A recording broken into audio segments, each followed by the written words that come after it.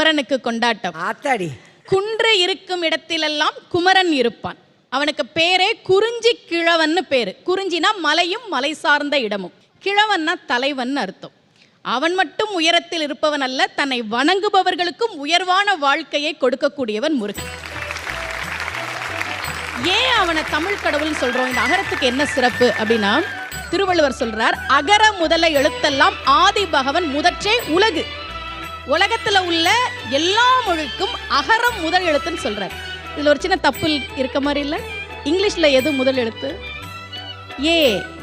லத்தீன்ல வேற இருக்கலாம், பிரெஞ்சுல வேற இருக்கலாம். ஆனா வள்ளுவர் என்ன சொல்றார்?